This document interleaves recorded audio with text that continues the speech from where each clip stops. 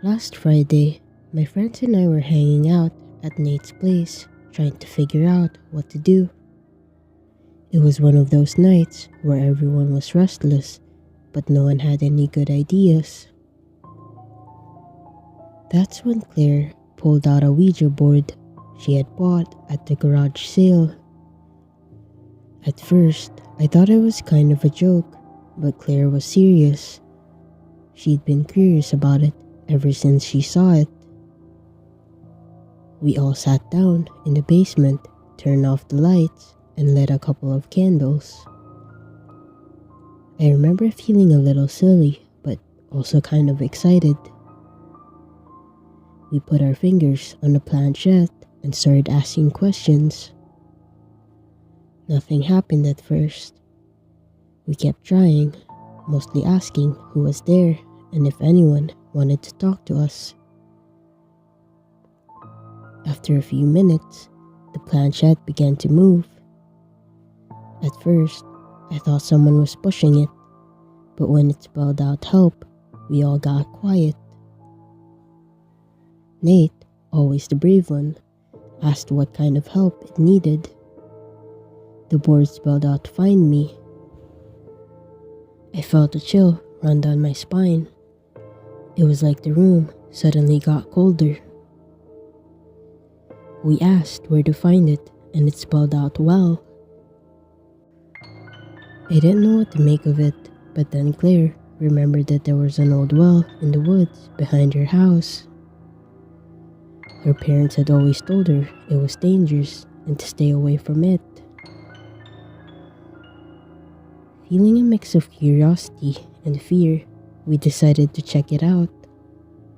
We grabbed a couple of flashlights and headed into the woods. The well was easy to find because it was just past the edge of Claire's backyard. It was overgrown with weeds and a rusty old cover sat over the top. We stood there staring at it, not sure what to do. That's when Nate, again being the bravest, pulled the cover off. The smell that came out was awful. I covered my nose and took a step back. Inside, we could see something that looked like a bundle of clothes. Nate reached in with a stick and poked at it. What he pulled out looked like an old, torn-up coat. Wrapped in it was a bone. I'm no expert, but it didn't look like an animal bone. We all took a step back, realizing what we might have just found. Claire immediately wanted to call the police, and I agreed. Later, after the cops showed up and started asking questions, we told them about the Ouija board and how it had led us there.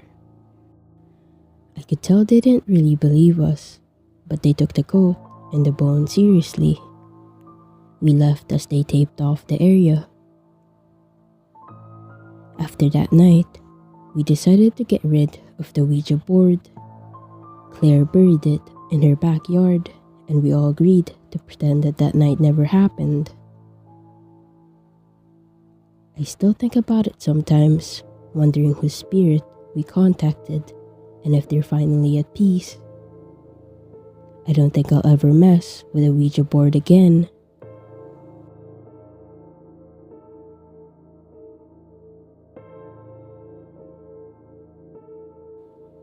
Last Friday, I went over to my friend Max's house to hang out. Max had just moved into this old place on the edge of town, and we were all curious about it. The house had a sort of creepy vibe, but Max was excited about it and insisted it had character. There were 5 of us that night: me, Max, Emma, Lucy, and Dylan. We were just chilling and talking when Max pulled out an old Ouija board he said he'd found in the attic. We all kind of laughed and teased him, but Max dared us to try it out. We sat in a circle around the board, and Max lit some candles to make it spooky. We put our fingers on the planchette and Emma asked, "Is anyone here with us?" At first, nothing happened, and so we started joking about it being broken or fake. Then the planchette moved to yes. We all looked at each other, thinking someone was pushing it. Lucy was convinced it was just a trick, but we kept going. Dylan asked, "What's your name?" The board spelled out Rick. Max asked, "How old are you?" It spelled out 32. The answers were creeping me out, but Max seemed to be enjoying it. Emma asked, "What do you want?" The board paused and then spelled "Get out." That got everyone quiet. Max laughed it off, saying it was just a game. But then the planchette moved again, faster this time, spelling "now." We were all kind of freaked out, but Max insisted it was just us messing around. Dylan stood up, saying he'd had enough. As he did, the candle nearest him went out. We laughed nervously, but inside I was feeling uneasy.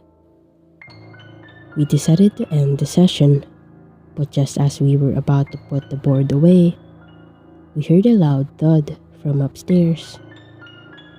Max froze, and we all just stared at each other. "It's probably just the wind or something," Max said, but his voice didn't sound convincing. Emma suggested we go upstairs to check it out. I didn't really want to, but I also didn't want to be the one who chickened out. We grabbed our phones for light and headed up the creaky stairs. The upstairs was cold, and it felt like something was off. We checked each room, finding nothing, until we got to the last door at the end of the hallway. It was slightly ajar, and Max pushed it open. Inside, there was an old wardrobe, its door hanging open. It seemed like it had moved, though we weren't sure how. Lucy, curious as ever, walked over to look inside. She gasped, and we all rushed over to see what she'd found. At the bottom of the wardrobe was an old notebook. It was dusty, and the pages were yellowed with age. Max picked it up and started flipping through it. The entries were dated decades ago, and they were all written by someone named Rick. The weird thing was, each entry talked about the house, and the last entry mentioned the same warning we got from the board. "Get out now." We all looked at each other, realizing this was no joke. Max put the notebook back, and we decided to leave the attic alone. We went back downstairs, trying to act like it wasn't a big deal, but the mood had definitely changed. We spent the rest of the night watching movies, but none of us really talked about what happened. I haven't been back to Max's house since, and he hasn't mentioned using the Ouija board again. I'm not sure what we contacted that night, but I know I don't want to find out.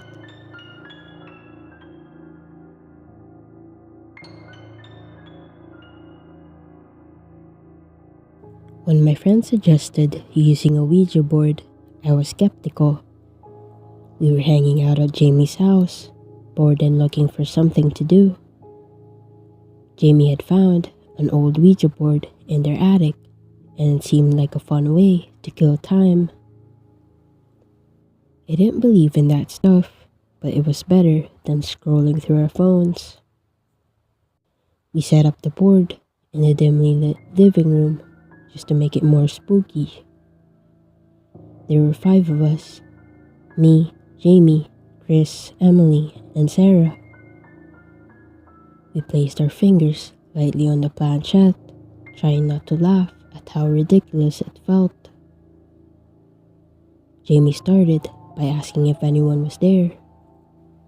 To my surprise, the planchette moved.